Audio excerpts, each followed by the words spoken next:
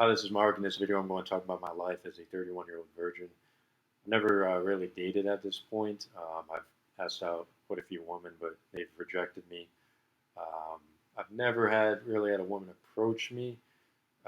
When I do approach, don't really get positive feedback a lot, and I don't, the conversation's usually not extended.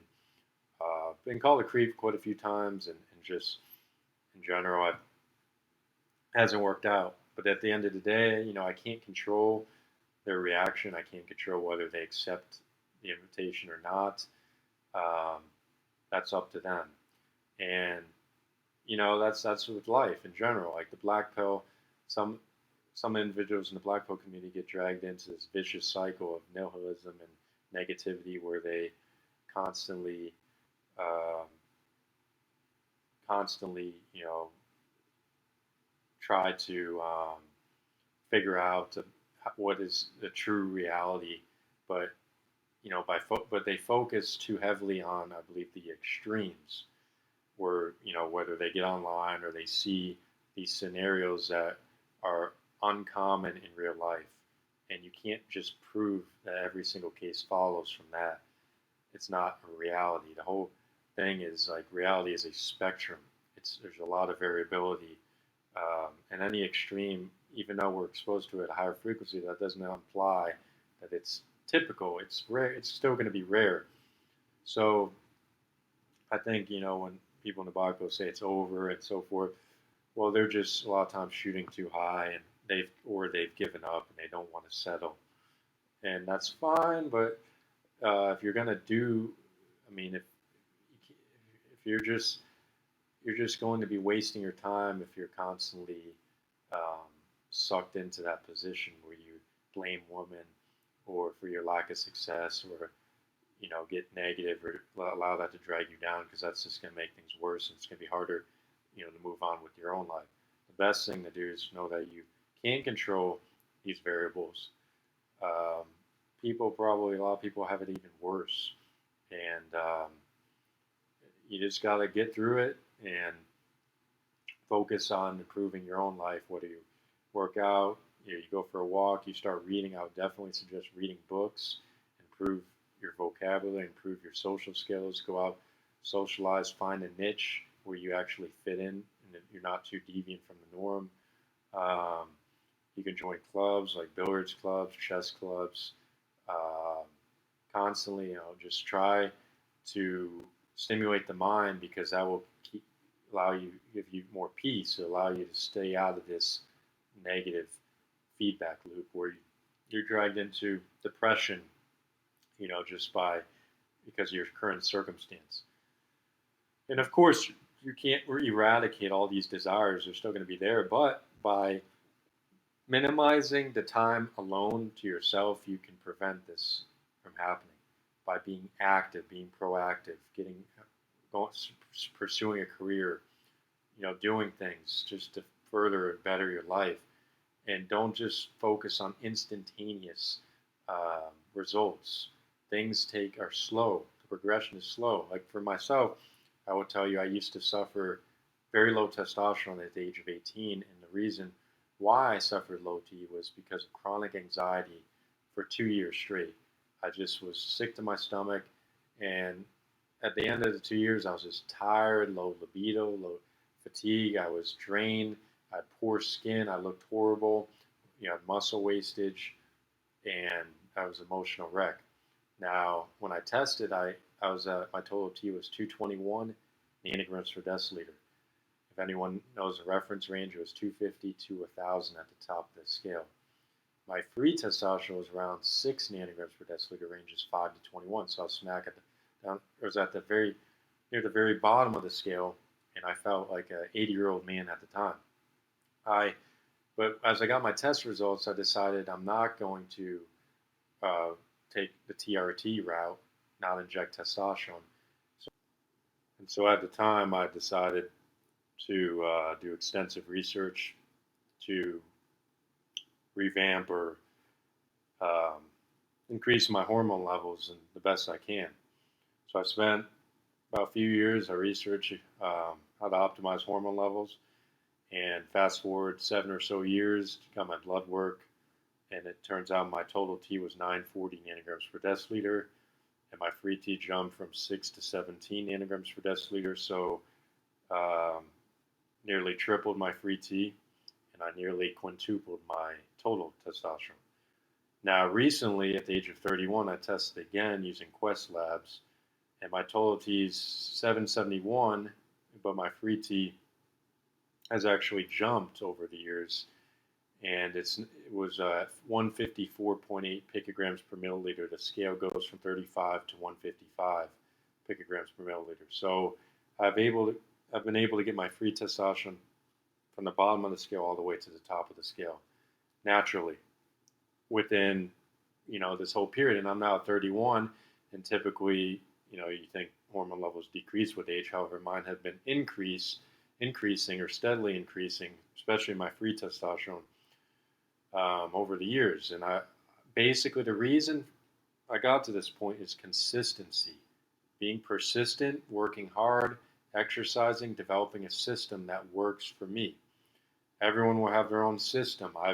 I've gone to looked into the smallest little details, refined things, and changed the variables and manipulated. And over the years, I've collected knowledge and I've rejected some knowledge as well. And after you collect more and more knowledge, you can kind of gauge what is relevant or what makes sense or what is logical, and try to filter things out and refine it. And that's the whole process, trying to get better and better and better. So I've been able to do this, but so I've been able to at least achieve this goal. And my goal in the beginning, I wanted to get my levels up to the top, and that I've succeeded. So it gives me satisfaction knowing I've been able to do this. And just with anything in life, like, what do you get a degree? What do you have a really good career? Um, life doesn't just revolve around your relationship and your relationship status. That's, of course, it's one area that is essential. I mean, we're here for mainly reproduction and survival.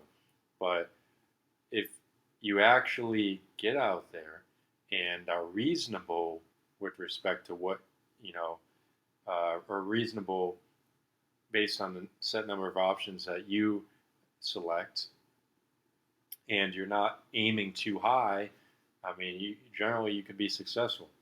But if you decide not to, and the likelihood of remaining single for life is much higher if your standards are too high, or relative to your own value, because it's determined by value. And yes, women are, because they're the choosers, they're going to be pretty picky when they're selecting and filtering out, and going through that whole list of what they want and desire. But with life, things consolidate. And if you could end up getting with older women. Older women are less picky generally, because they have less options, and you can get with a woman who's like 40 plus and just hang out, have fun. They don't have to be a supermodel or anything. I get attracted to women who are in their 40s and 50s, even 60s sometimes. I'm just for me, body is like, if they have a nice curvy body, it's makes I get attracted very easily that way. But I think women are more focused more on facial aesthetics, and rather than body as much. Well, however, I would argue that interest in body, or man's body, is proportional to the interest in the face. So the facial attraction is a key, because women are social. They're very social, um, in terms of like manipulating those variables, and being competitive. They're very competitive in the social domain, whereas you find guys are competitive with like status and career and money and all that, different elements. And of course, men are that way because, like, early on they've competed, try to get women. It's like you look in the animal kingdom, the lion or the tigers, they compete and they fight for the prize, and or they show off their attributes and to determine,